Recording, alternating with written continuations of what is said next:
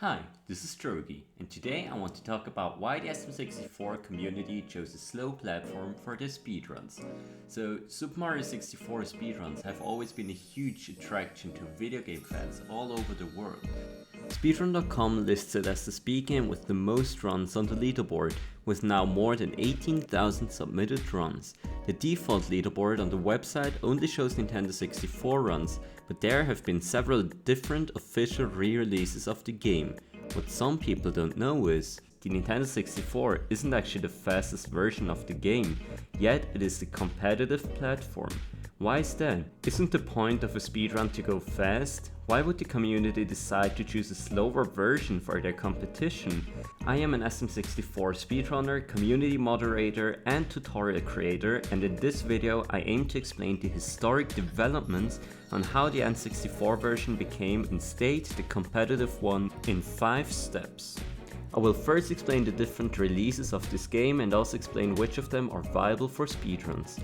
I will then connect those facts to the history of the SM64 speedruns to explain how the N64 became the standard platform in the early days. Hereafter, I'll list a few differences in gameplay and then describe some virtual console emulation inaccuracies before I explain why some people feel some lack of authenticity in the re-releases. And at the end, I will show you a conclusion and also state my own opinion on this whole matter. Let's talk about the releases first. There are 4 different official releases of this game on the N64, the Japanese one, the US version, the European PAL version and the updated Japanese Shindu version. The PAL version is locked at 25 FPS as opposed to the 30 FPS of the other versions, so it's much slower and absolutely useless for speedruns. The Japanese version, called Shindu, is the updated 1.1 version that was released a year after all the other versions. It patched backward long jumps, has slower load times and has different pole grab mechanics. All of this loses a ton of time in speedruns and makes the version uncompetitive as well. This leaves us with the US and the JP 1.0 versions as the speedrunnable N64 ports with only minor differences in gameplay. Other versions include the Wii, the Wii U and the Switch releases, and this is where it gets confusing. Let's have a look at the Switch versions first. Besides having no C buttons and inverted horizontal camera, they are Shindu versions and have very slow loading times, so they will not be used for competitive gameplay. All of the Wii U VC releases have slow loads and wonky controls. RIP. This leaves us with the Wii VC version, of which the PAL one is in 25 FPS and the Japanese one is Shindu. The US VC version is fast. It has fast loads and there is no in-game lag at all. That means we have 3 speedrunnable versions of the game, and one of them is superior. So everyone should run on the US Wii VC then, right? Why isn't that the case? To find out, let's travel back to the early days of SM64 speedruns. We are in the late 2000s. Speedrunning isn't really a thing in the West, the majority of players come from Japan. It takes a few years until a big player we all know emerges, Zeglamic. He was one of the first players from the West who picked up the game, and of course most of the Western runners played on the fast Wii VC version. Eventually, Zeglamic got the 70-star world record on VC, but after watching Japanese players Honey's 70-star N64 run, he soon realized that the VC run might be faster, but in fact worse in terms of gameplay. Of course, Zeglamic wanted to compare himself better against Japanese players, so we had a dilemma. Japanese people couldn't easily import the US Wii. Their VC version was Shindu, so they were stuck with the N64 version. US people had the faster version accessible, but they made up a very small part of the speedrunning community. So runners like Zeglamic decided to switch to the N64 so they wouldn't have an unfair advantage over Japanese players. So there's the historic reason on how the N64 became the competitive version of the game. But why didn't this change eventually? Even Japanese players can import American Nintendo Wiis for a reasonable price nowadays. So let's see why no one put effort into switching over to the fastest release. One big reason for this is the gameplay differences between the 2 platforms. There's 2 main differences between the gameplay of the VC and N64 releases. They are the controls and the lag reductions. The controls on VC are less precise than on N64. The dead zone on a GameCube controller is way different and makes precise half inputs and in between notches inputs, especially while flying, swimming or turning, much more difficult. There are some tricks like speed kicks that require the player to go to a very specific spot close to the dead zone very quickly and leave it again. The better you do it, the faster you go. And doing this on a GameCube stick is much harder and more random. So the gameplay suffered heavily on the VC release due to different stick ranges, and all third-party adapters to fix that at the time added some input delay. Nowadays, there are some ESS adapters for players to buy that will fix the dead zone and bring the GameCube controller's joystick range closer to the N64 one. But using adapters to change your inputs is a super controversial topic, even in communities that run primarily on VC.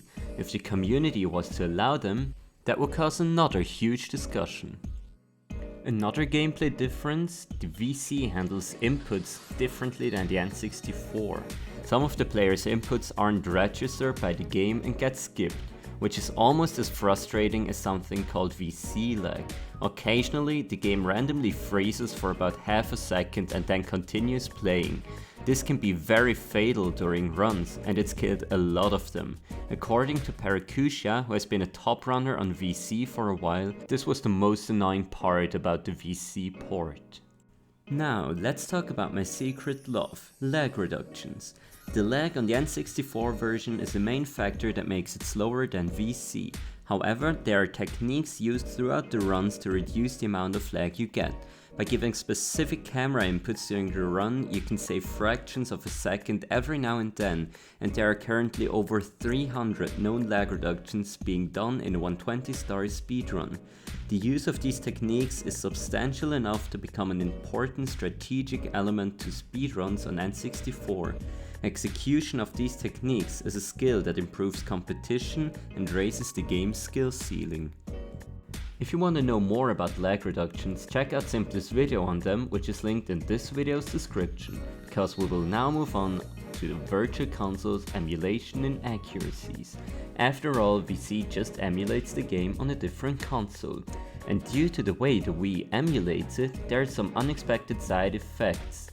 Rounding inaccuracies within the game's calculations are the cause for the platform in Bowser in the Fire Sea to slowly rise up and, which is more relevant for speedruns, the keys from Bowser to spawn earlier, the penguin race in CCM to start earlier, among other differences. Utilizing an emulation inaccuracy to benefit a speedrun is seen by many as very artificial, and you can argue that it is no longer emulating the same original game at that point. It is worth noting that the Wii U VC version that was released later is a bit more accurate in terms of emulation, but as said, it has a large amount of input delay and the controls are simply terrible. And now, let's talk about authenticity. Despite being very subjective and debatable, there are authenticity factors that contribute to the preference for the original console. The color scheme and head-up display on VC is often described as being more washed out. The lack of lag, different controls, and playing on a later release leads many people to think that the VC provides a less authentic experience than the original console. Nowadays the Wii Shop service has been shut down, so you can't even legally obtain the VC version anymore. Nowadays, you can only get and play SM64 on the Wii using workarounds such as hacked Wii systems. Let's come to a conclusion. Here are the main reasons why the N64 is the main competitive platform nowadays. SM64 became a bigger thing in Japan first, and they could not use the VC version. Nowadays it's probably easier for Japanese people to obtain a US Wii, but it's still very costly compared to N64 cartridges, which go for prices such as $10. Point 2. The controls are imprecise on VC and make the game less demanding and more inconsistent.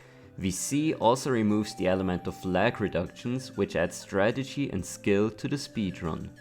Then the VC emulation isn't entirely correct and is said to be unauthentic, and you cannot legally obtain SM64 for the Wii anymore. And as a sixth reason I would list, the N64 has become the status quo.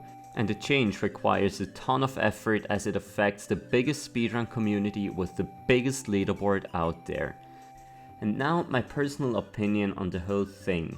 I personally believe that due to historic reasons and due to the bad accessibility of the correct VC versions for Japanese and also European players who make up a big part of the community even on top level, it makes sense to keep the N64 version as the standard version for now.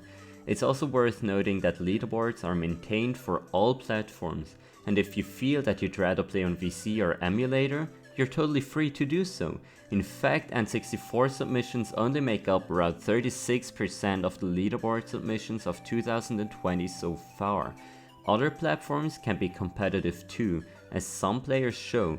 Paracuja has run this game on a top level on N64, emulator and virtual console, and Turgi established himself as a well-respected top runner of this game, despite only playing on emulator. There's a final word. The differences between N64 and VC are so significant that times between the two are not comparable, to the point where they are tracked on separate leaderboards. Switching from N64 to VC isn't typically seen as a time save, but more of a change from one category, platform or game to another. To know, what is your opinion on the subject? Should the SM64 community merge the Wii VC and the N64 leaderboard? Let me know in the comments. Oh, and if you want to know more about the whole topic, check this video's description. You will find a lot of interesting links, such as an extended history on SM64 speedruns on the emulator, a platform I haven't really touched in this video. Frosty Sacco put a lot of time into writing the document and provides sick first-hand sources never showed to the public before. I'll also add a link to the SM64 leaderboards, a link to Simply's lag reduction video, and so on. For now, thanks for watching. Please let me know in the comments if I should make more of these SM64 related info videos besides my tutorials, and don't forget to follow my social media. At this point, I also want to thank the following persons for their contribution to this video. It would have not been possible without you. My name is Drogi. See ya!